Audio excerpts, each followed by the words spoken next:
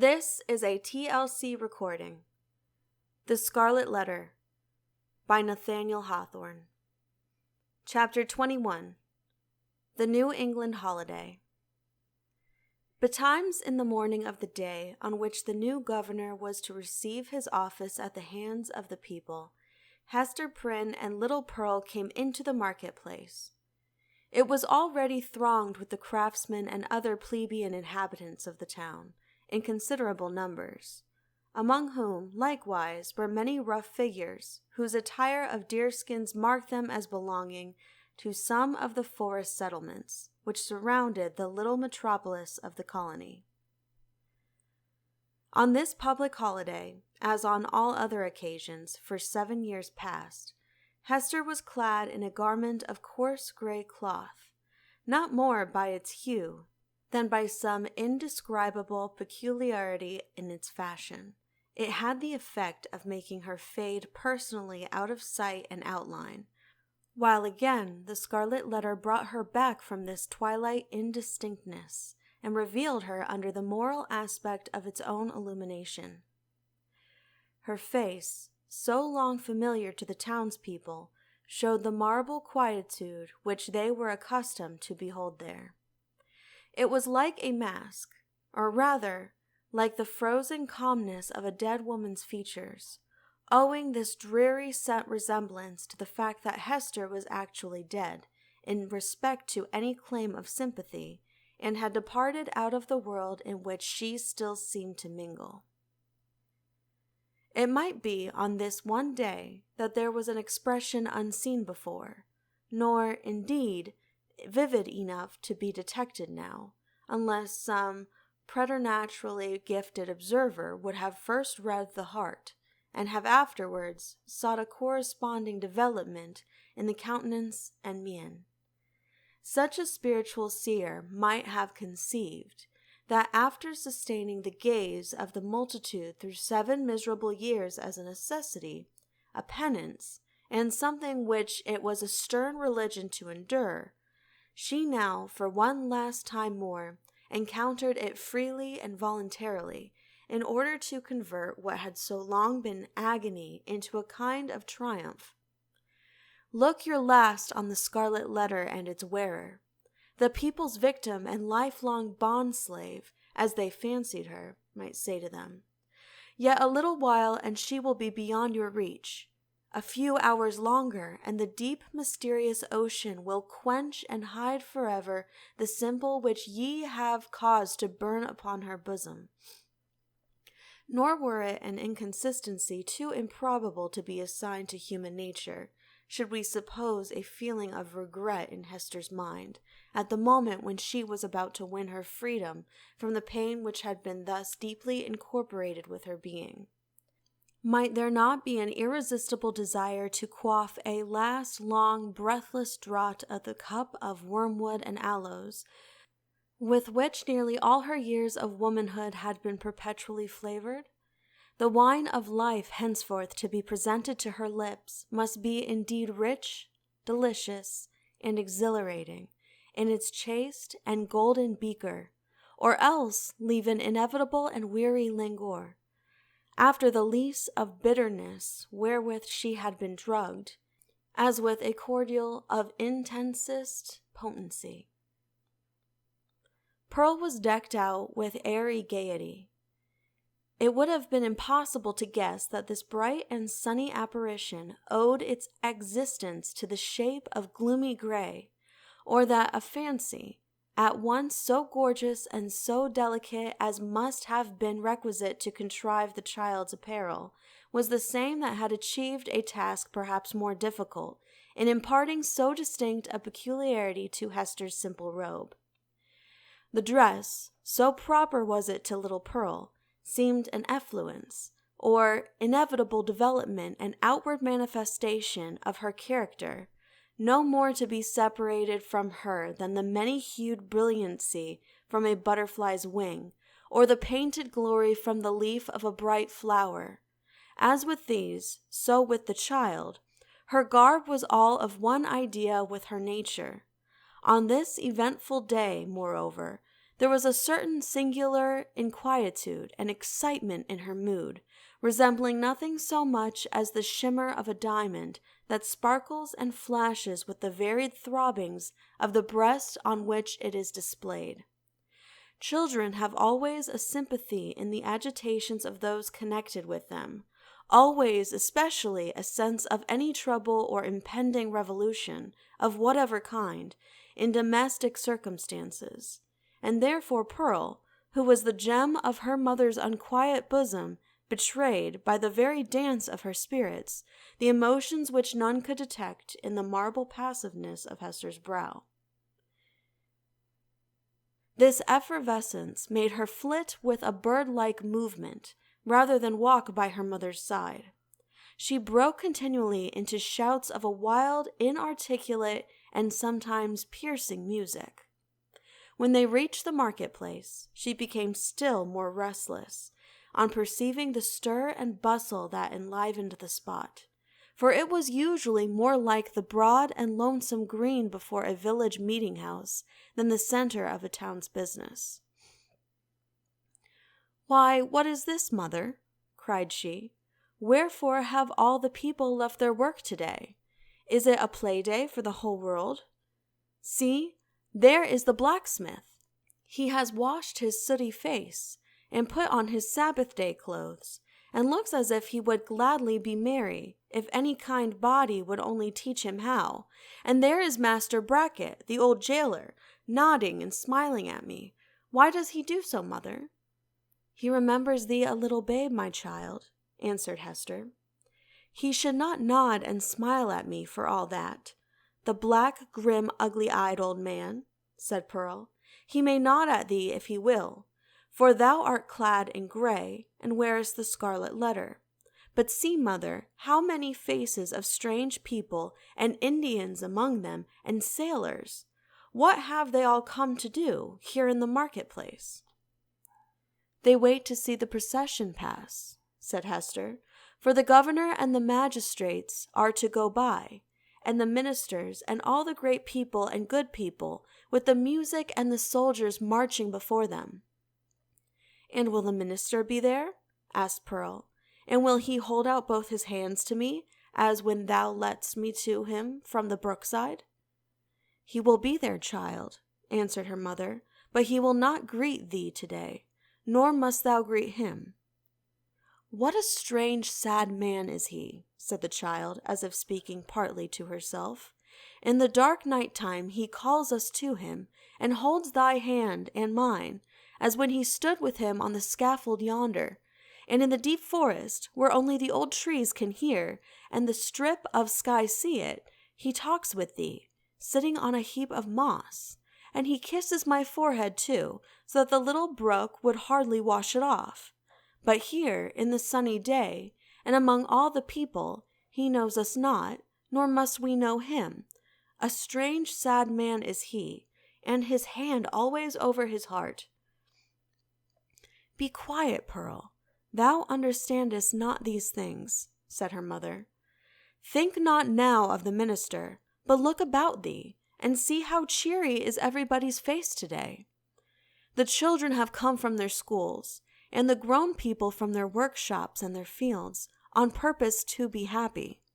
For today, a new man is beginning to rule over them, and so, as has been the custom of mankind ever since a nation was first gathered, they make merry and rejoice, as if a good and golden year were at length to pass over the poor old world." It was as Hester said in regard to the unwonted jollity that brightened the faces of the people. Into this festal season of the year, as it already was, and continued to be during the greater part of 2 centuries, the Puritans compressed whatever mirth and public joy they deemed allowable to human infirmity, thereby so far dispelling the customary cloud, that, for the space of a single holiday, they appeared scarcely more grave than most other communities at a period of general affliction. But we perhaps exaggerate the gray or sable tinge, which undoubtedly characterized the mood and manners of the age. The persons now in the marketplace of Boston had not been born to an inheritance of Puritanic gloom. They were native Englishmen, whose fathers had lived in the sunny richness of the Elizabethan epoch, a time when the life of England, viewed as one great mass, would appear to have been as stately, magnificent, and joyous as the world has ever witnessed. Had they followed their hereditary taste, the New England settlers would have illustrated all events of public importance by bonfires, banquets, pageantries, and processions. Nor would it have been impracticable, in the observance of majestic ceremonies, to combine mirthful recreation with solemnity, and give, as it were, a grotesque and brilliant embroidery to the great robe of state, which a nation at such festivals puts on. There was some shadow of an attempt of this kind in the mode of celebrating the day on which the political year of the colony commenced. The dim reflection of a remembered splendor, a colorless and manifold diluted repetition of what they had beheld in proud old London, we will not say at a royal coronation, but at a Lord Mayor's show, might be traced in the customs which our forefathers instituted, with a reference to the annual installation of magistrates. The fathers and founders of the Commonwealth, the statesman, the priest, and the soldier, deemed it a duty then to assume the outward state and majesty, which, in accordance with antique style, was looked upon as the proper garb of public or social eminence. All came forth to move in procession before the people's eye, and thus impart a needed dignity to the simple framework of a government so newly constructed. Then, too, the people were countenanced, if not encouraged, in relaxing the severe and close application to their various modes of rugged industry, which at all other times seemed of the same piece and material with their religion. Here, it is true, were none of the appliances which popular merriment would so readily have found in the England of Elizabeth's time, or that of James. No rude shows of a theatrical kind, no minstrel, with his harp and legendary ballad, nor gleeman, with an ape dancing to his music, no juggler with his tricks of mimic witchcraft, no merry Andrew to stir up the multitude with jests, perhaps hundreds of years old, but still effective by their appeals to the very broadest sources of mirthful sympathy. All such professors of the several branches of jocularity would have been sternly repressed, not only by the rigid discipline of law, but by the general sentiment which gives law its vitality.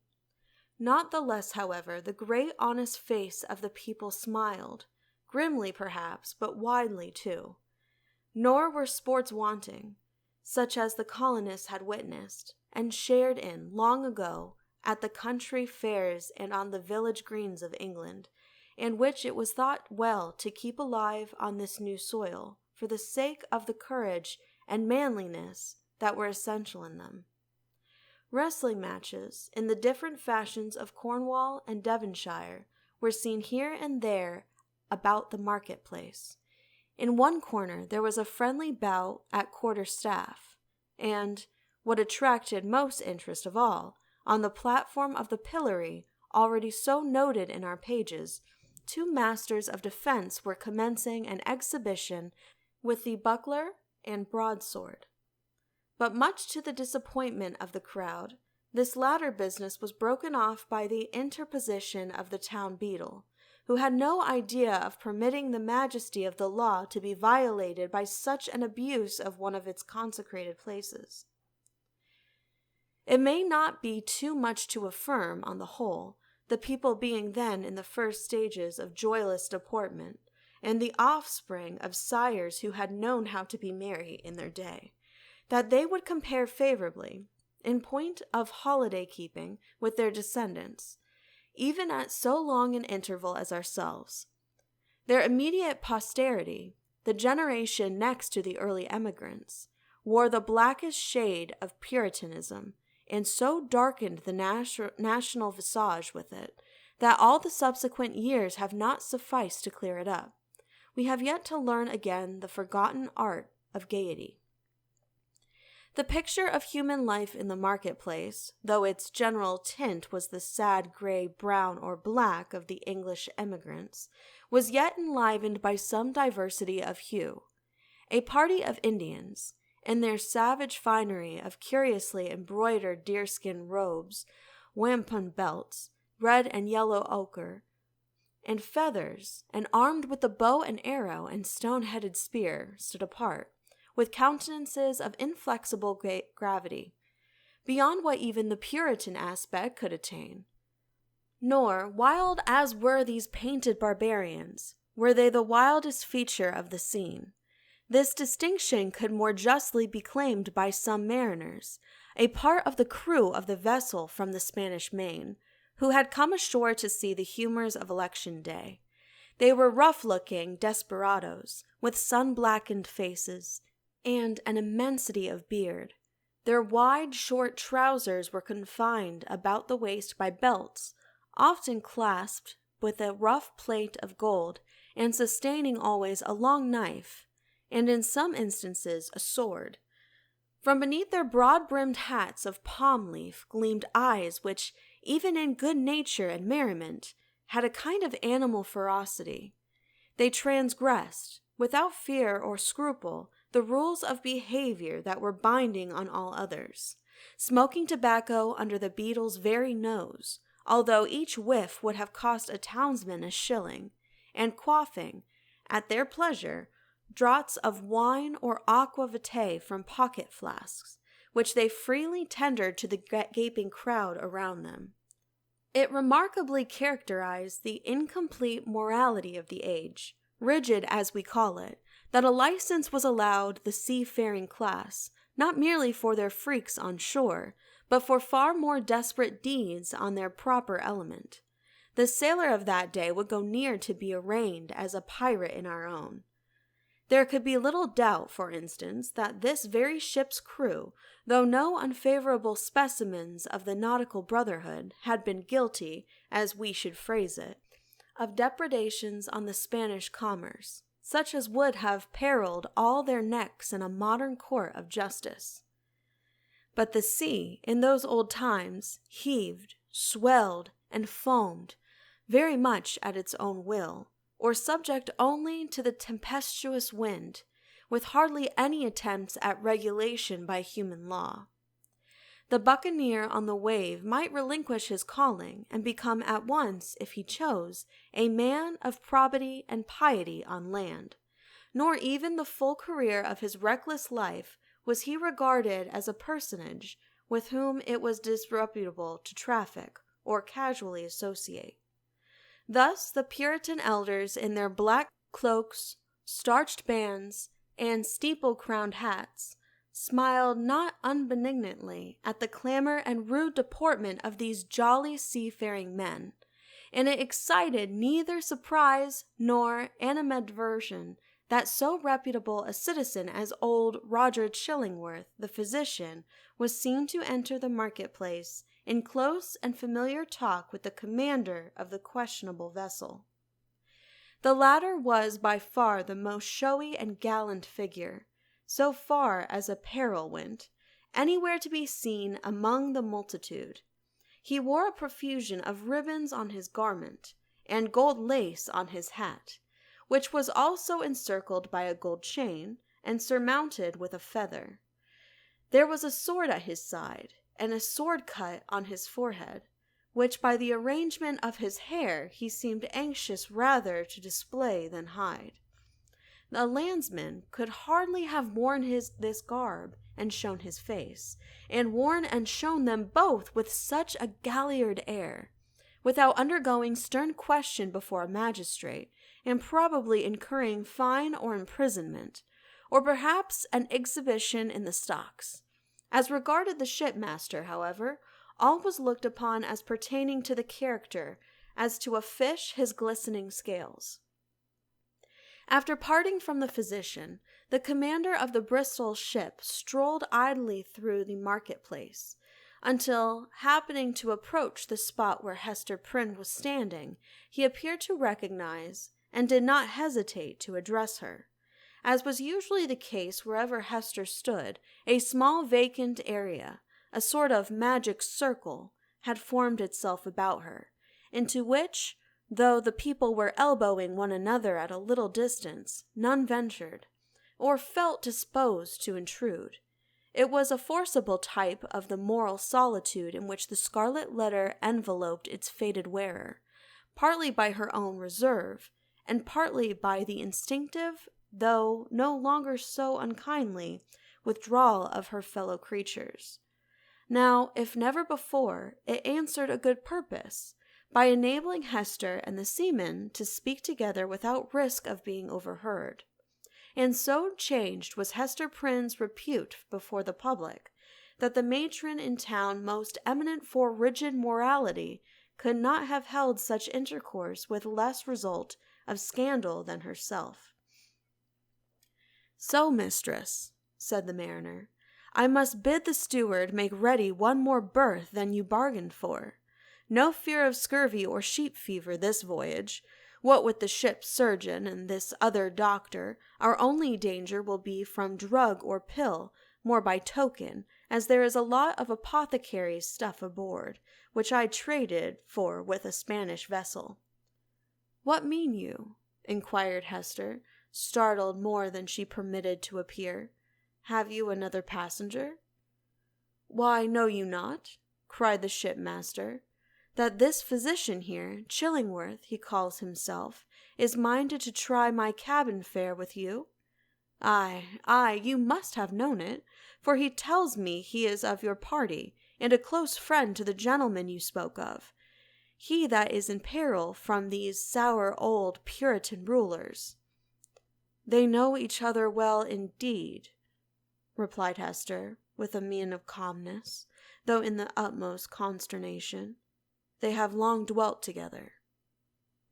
Nothing further passed between the mariner and Hester Prynne, but at that instant she beheld old Roger Chillingworth himself, standing in the remotest corner of the marketplace, and smiling on her, a smile which, across the wide and bustling square, and through all the talk and laughter, and various thoughts, moods, and interests of the crowd, conveyed secret and fearful meaning. End of chapter 21. Please click the link below to continue on to chapter 22. This has been a TLC recording. Thank you for listening, and please be sure to subscribe.